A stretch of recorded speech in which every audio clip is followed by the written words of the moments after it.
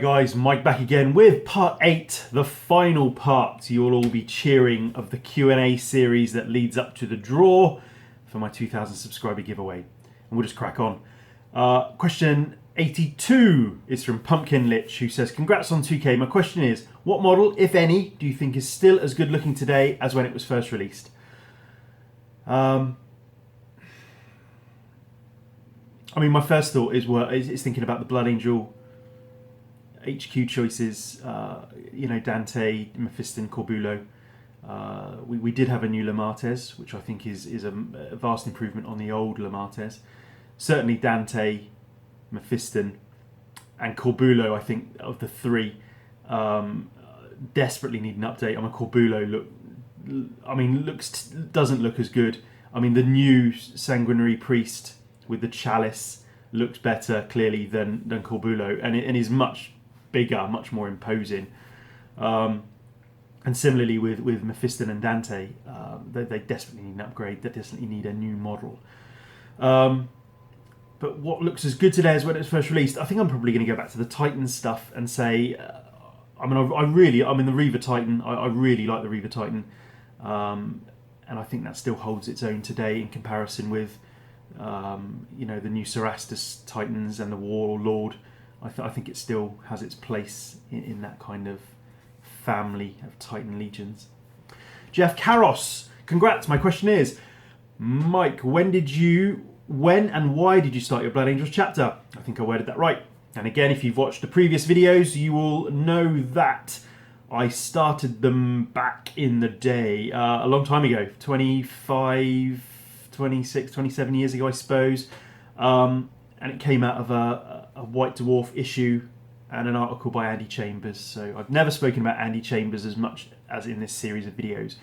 And if you go back and watch previous vids, I can't remember which one it is, I've shown you the ripped out pages of White Dwarf, showing you this 2,510 point army list. Those of you that watched all of the videos will be sick of hearing about the 2,510 point army list. That kind of just caught me, and I wanted to recreate this 2,510 point army list. But never did, actually, never did. But that's why I started it. And when it was, when they first came out, Rogue Trader box set 1, I was there. And gutted I don't have it today, to be fair, but there we go. SDFnet 40k, congrats on 2k subs. I've been watching for ages without a subscription and love the content. Thank you very much. I thought it's really interesting, actually, all people come out of the woodwork, and sort of say that they've been watching, because people clearly watch, and there's more than 2,000 subscribers, but videos don't get 2,000 views, and you don't get 2,000 comments, and people watch your videos who aren't subscribed to your channel. I do that. I watch videos. I'm not subscribed to channels, and I don't subscribe to the channels necessarily, and I don't comment on everything. I don't like everything, but I still watch the vid. And it's interesting to like have people come out and say, oh, I've been watching you for ages and I really like what you do. So that's really nice. My question would be, what would be your suggestion of how Games Workshop could fix armour in 40k? Toughness-based things seems considerably better than armour. However, tanks bring much more firepower in general. Any solution I can think of would shift the balance too far to invulnerable tanks. I'm going to have difficulty answering in this question because I don't play the game. So, I think the one game I did play, I think the books you read, and the way that Space Marines particularly are portrayed, or the way that characters are portrayed in that 40k or 30k universe, and then it certainly doesn't translate to the table. Kind of Space Marines with one wound. That's probably not reflected in the book. It would seem that Space Marines can take a wound. I suppose it's the severity of the wound and the toughness of the strength of the weapon that you're faced against. But so I'm not sure, to be honest. I don't know enough about it to be able to give any kind of sensible answer, so I won't. But thank you for your question, and you're in, clearly. The General Tank says, hi, my question, who is in the rocket pictures on the wall? Are they yours? They look awesome. I shall move the camera, actually, for this. This might go horribly, horribly wrong. There we go. So I've probably never shown these before, but yes, they are me. There's some newspaper. Oh god, look at the orientation. Newspaper articles of things we've done, and just me. It's the wall of me and various rockets and some launches that I've done in the past. So yeah, there we go. There's me peeking. But yeah, it's just me. Yeah, they are me. It is all me, all my rockets, and it's just my little my rocketry wall of fame. Those of you that are in the UK, there's me. Can't probably see with the reflection. Me and Marty Jobson when we did a rocketry thing for the One show. That's a UK TV show. We did a rocketry thing for that. So yeah, it's cool. Yeah, they are me, and I think that I like to have them on the wall as well. And considering I don't do rocketry anymore, really, you know, it's just nice reminders, nice memories, really, because it is a cool hobby. So thank you. Snake Eyes Gaming, congratulations on 2K subscribers. That's awesome. My question would be with regard to Blood Angels. What's your top 3 things that you've hoped they've changed in the new codex, which is out soon? Cheers. Again, top 3 things. I don't know really, but because I don't play the game, putting it into context is probably going to be difficult. I mean, I hope they bring them into line. Really, I mean, it looks like they are kind of creating these new formations, really, where you can take a load of stuff as a formation that makes it a little bit more competitive. Maybe bring in stuff into line with generic Space Marine codices, I suppose. But yeah, and maybe making Death Company a bit more hardcore than they actually seem to be, because they're nuts. I mean, you know, they're clearly under the influence of the floor, and that's them done, isn't it? They're going to go into battle and die doing it, unless everyone's dead before they get killed themselves. But anyway. So yeah, I don't know, but yeah, be picking up that new codex or the new supplement anyway. Got the special edition one coming because, well, you have to really, don't you? When you're a collector, at least. So thank you, Stephen Esven. Congrats. How did you get into the hobby and when? And again, I've probably answered this one already, but got into it when 32 years ago. What? How? Because my friend's dad at the time was into D&D and got us into D&D. Basically, that's how we kind of got into the hobby. There was a model shop in the town I lived in when I was a kid that sold miniatures and ended up actually selling Games Workshop miniatures. Sold Rogue Trader Box 1. So that's how. I can't. What was it? I got a funny feeling the shop was called Tuckers or Tuckets or something like that. But they sold tobacco, they sold pipes and cigars and stuff, and but they had this wall of miniatures, and it kind of got the range got progressively bigger. So yeah, so we were down there all the time. So there we go. Daniel Friedrichsen, are you going to review Angel's Blade? Angel's Blade is the new Blood Angel supplement coming up. Will have been released, has been released certainly. It is already released, but I'm just waiting for the special edition to turn up. So am I going to review it? I'll certainly do an unboxing of it to have a look at it. I mean, as I stand today, no one's reviewed it on YouTube that I can find. Whether I review it to any worth or meaning, not sure, but certainly will be taking a look at it on the channel.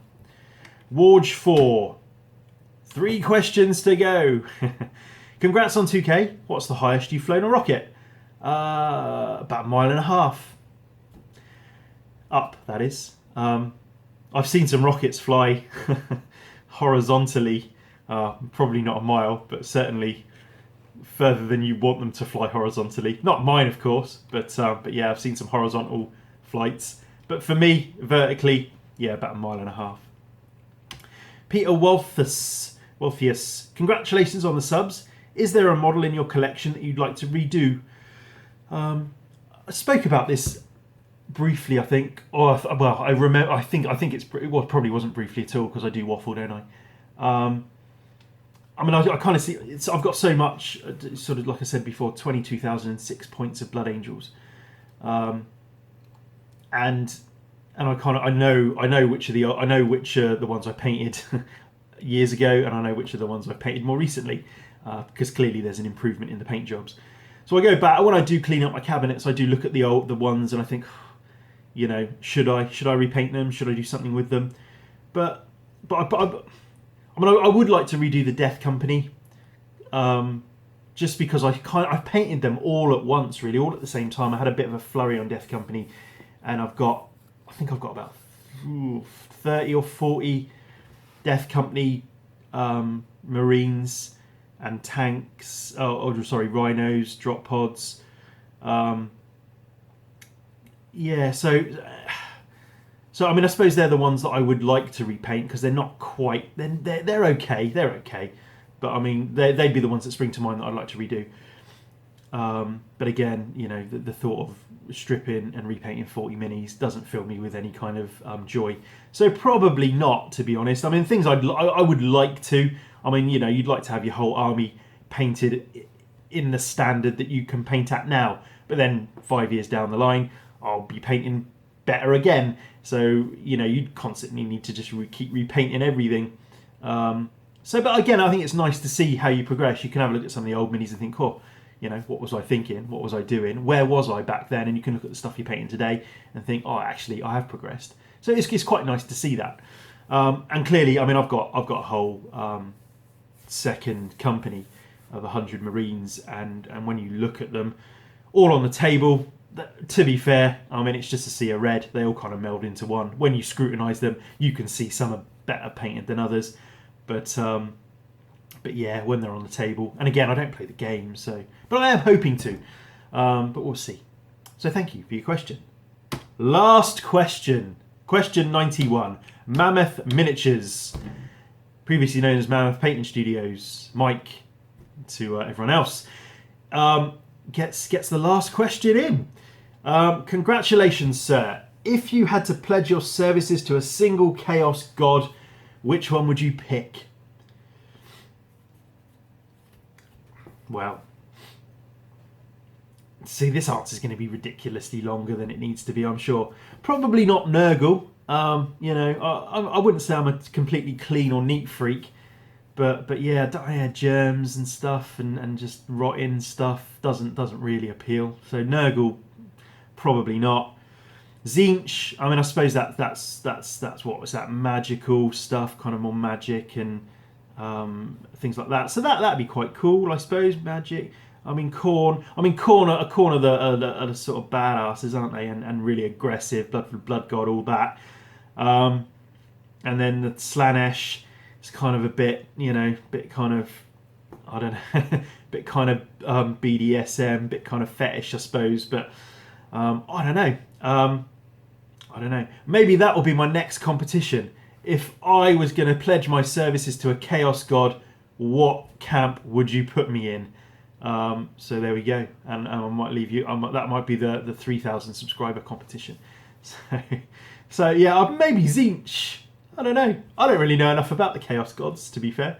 Or is it completely heretical that I'm even contemplating pledging myself to Chaos God? Maybe it's a trick question. I don't know. So thank you for your question. I know I didn't answer it, but that's it. 91 questions done. Thank you all for asking questions. Thank you all for taking the time to ask a question. Thank you all for entering. It's I'm very appreciative and very humbled by the response. And I know you just shut up, Mike. Why 8 videos, 2.5 hours of you blithering on? We've watched. Just get on with the draw. Get on with it. Okay, we'll get on with it. Next video will be the draw. So I'll catch you on the next video. Cheers, guys.